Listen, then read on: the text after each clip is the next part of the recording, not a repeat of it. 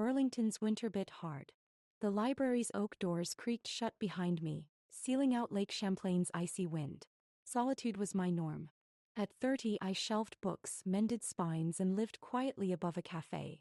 My world was small. No husband, no children, just stories bound in leather. Loneliness lingered soft.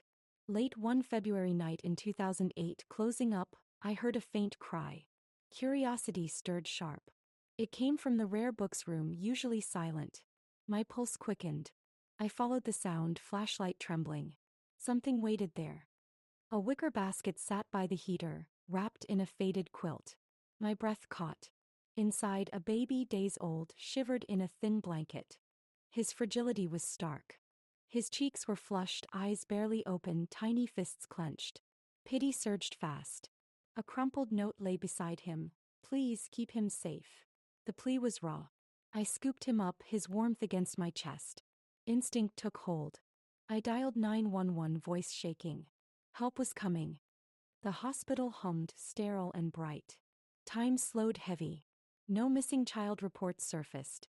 His origins were blank. Nurses called him Baby February. I whispered Noah in my mind. His name felt right. Social services loomed, ready to place him. Doubt crept in. I was single, scraping by, no family to lean on. Yet love bloomed. I filed foster papers that night. My choice was bold. He's mine, I told the caseworker, heart racing. Resolve burned deep. Months dragged, inspections, interviews, endless forms. Patience wore thin. I sold my old bike, took extra shifts, bought a crib. Sacrifice felt light. Noah came home in April, his gaze steady. Our bond was instant. My one-bedroom apartment, cramped but warm, became ours. Joy sparked anew. I sang lullabies, read picture books, traced his tiny hands. Love grew fierce. Friends questioned my choice. A Kutafinisi, no wealth, no plan. Their doubts were cold. I shrugged. No was enough. Years wove a life of small miracles. Memories piled high. Noah at 3, stacking books into towers, giggling. His laughter was bright. At 7, he carved clay into birds, his fingers nimble. His art was bold. We lived simply. Second-hand coats, library story hours, cocoa on snowy nights. Our world was full.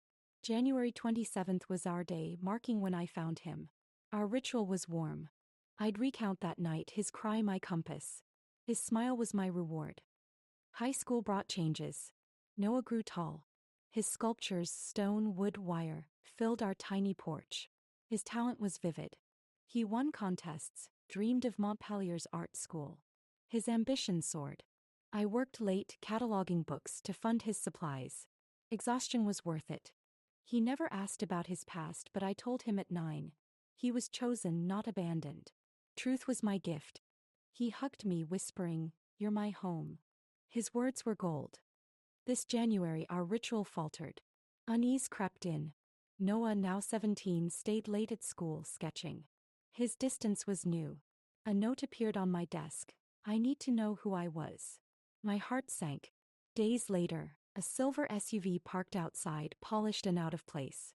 Dread rose fast. A woman emerged, Elise Carver, sleek in a gray coat, eyes sharp. Her presence was heavy.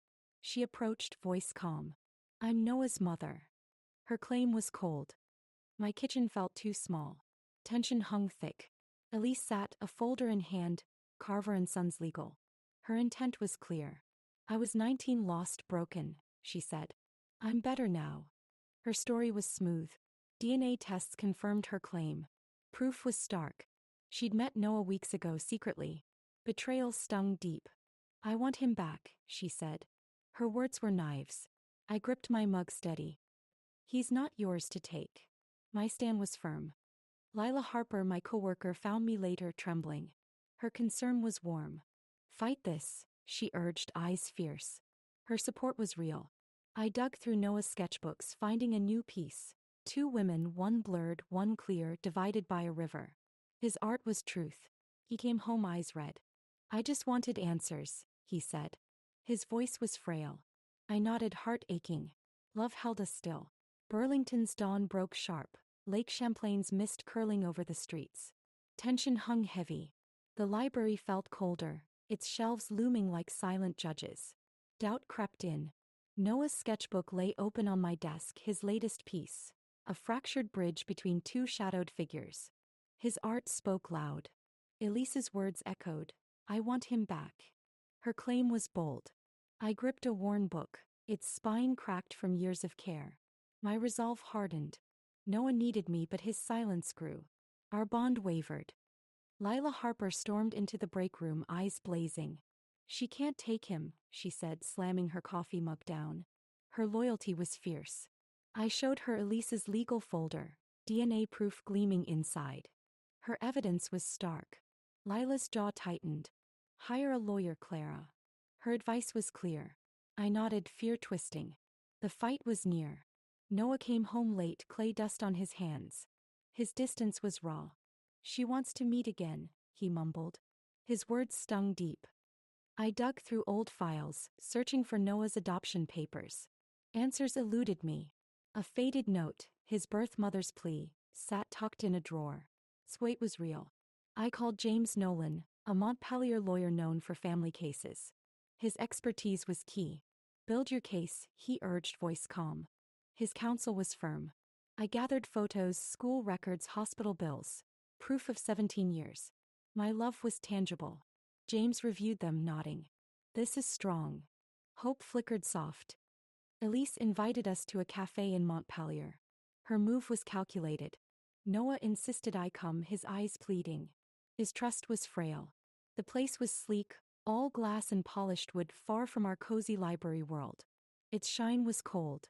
Elise sat waiting, her gray coat pristine, a new folder in hand. Her intent was sharp. She smiled thinly, offering Noah a photo, her at 20 laughing by a river. Her past was vivid. He studied it, fingers trembling. His curiosity surged. Dinner was tense, words dancing around truth. Silence cut deep. Elise spoke of her recovery, her design firm, her regret. "I was broken then," she said. Her story was smooth. Noah listened, his fork still. His heart was torn. I stayed quiet, my blue scarf tight around my neck. My restraint was hard. "He deserves his roots," Elise pressed. Her claim was bold. I met her gaze. "He deserves what we built." My stand was clear. Noah looked down, conflicted. His choice was unclear. Back home, Lila found me pacing. Her concern was warm. "She's playing a game," she warned, scrolling X. Her insight was keen. Posts already buzzed. Lost son reunited? Speculation flared wild. Lila uploaded a photo of Noah's sculptures, captioned, "This is family." Views hit 3 million. She grinned. "YouTube's gonna love this. Drop your support." Her spark was bright. Comments poured in. "Clara's his real mom." Our fight gained ground. Noah grew quieter, sketching late into the night. His world was shifting. I found a new sculpture. A woman holding a cracked heart. His pain was raw. "She says I'm like her," he whispered, eyes red. His doubt was heavy. I knelt beside him. "You're like you," I said.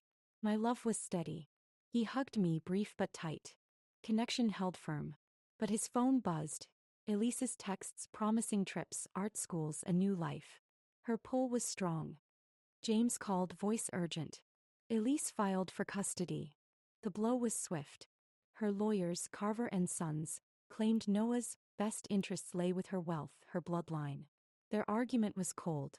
I clutched Noah's old drawing, a dragon reading to a knight. Memories anchored me. "We'll fight," James vowed, drafting motions. His resolve was iron. I sold my mother's ring to cover fees. Sacrifice burned bright. Lila rallied, posting our story online. Chosen family matters. Views soared to 5 million. Montpelier's courthouse loomed, its stone facade grim. Fear gripped tight. Elise's team arrived, polished and sharp. Their confidence was stark. I carried a folder, report cards, photos, Noah's first clay bird. My proof was real. Noah sat between us, his shoulders tense. His heart was split. Lila whispered, "You've got this." Her faith was warm. X buzzed. "Burlington mom fights for son." Support roared loud. Lila texted, "YouTube's wild. Spam those flames." Our cause was viral. Elisa's lawyer spoke first, painting her redemption. Her tale was slick. Noah deserves his heritage, he said, flashing her bank statements. Her wealth was bold. I stood, voice steady. I gave him a home. My truth was fierce. I showed receipts, doctor visits, art supplies, late-night cocoa runs. My care was vivid. The judge, Margaret Ellis, listened, her gaze unreadable. Justice hung close. Noah's eyes met mine, flickering. His choice was veiled. After court, Elise cornered me outside. Her presence was heavy. I'm not the villain, she said, voice low. Her plea was soft. I nodded, weary. Neither am I. My stand was calm. She handed me a letter, Noah's, written to her. His words were raw. I need to know you, but she's my mom, it read. My heart soared. I tucked it away, resolve burning. Our bond was unshaken. Lila met me at the library, her laptop open. Her energy was fierce. We're trending, she said, showing X posts. Clara's love wins. Comments piled high. Noah came home, his latest sculpture, a bridge half built. His hope was faint. I don't want to lose you, he said, voice breaking. His fear was real. I hugged him, tears falling. Love held us tight. The fight wasn't over, but our foundation stood. Courage rose steady. Montpelier's courthouse stood stark against a foggy dawn. Tension coiled tight.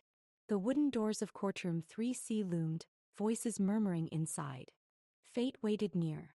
My hands clutched a folder, years of Noah's life in photos, receipts, clay smudges. Love was my proof. Lila squeezed my arm, her eyes steady. Her support was warm. Noah sat across the hall, his sketchbook closed, shoulders hunched.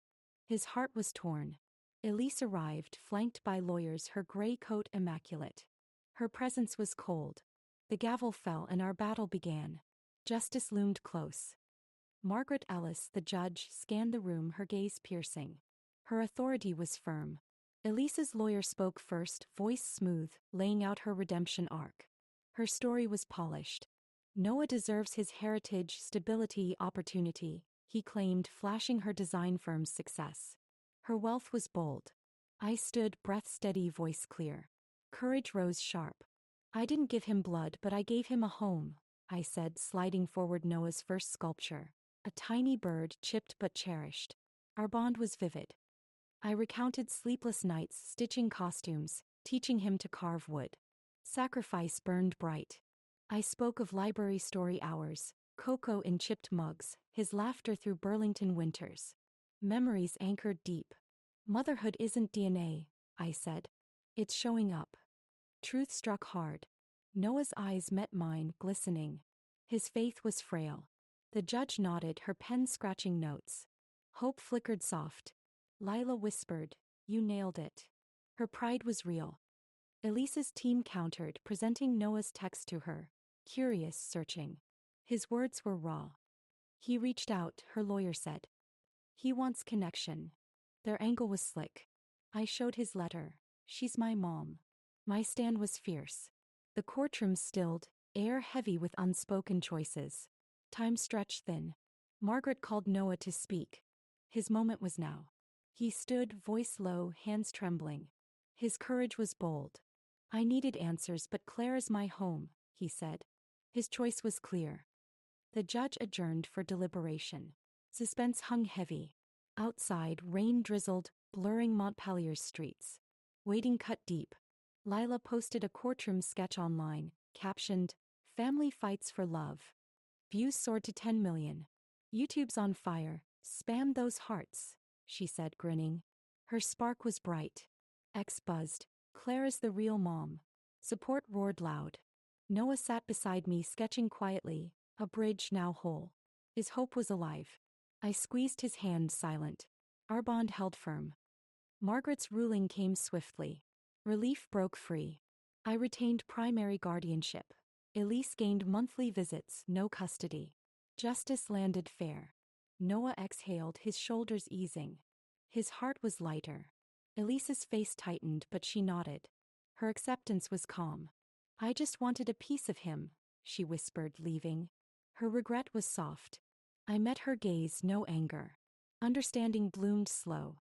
Lila hugged me, tears falling. Our victory was warm. Back in Burlington, life settled gently. Healing began quiet. Noah's sculptures filled the apartment, intricate and bold. His art was free. He applied to Montpellier's art school, his portfolio gleaming. His dream was vivid. I worked extra shifts cataloging rare books to fund his supplies. Sacrifice felt light. Lila launched a fundraiser online. Support Noah's art. Donations poured in. YouTube's obsessed. Keep those likes coming. She laughed. Our story was viral. Elise visited monthly, bringing photos, stories, a guitar she once played. Her effort was earnest. Noah listened, curious but guarded. His trust was slow. One evening she gave him a journal. Her words from 17 years ago, raw and broken. Her truth was bare.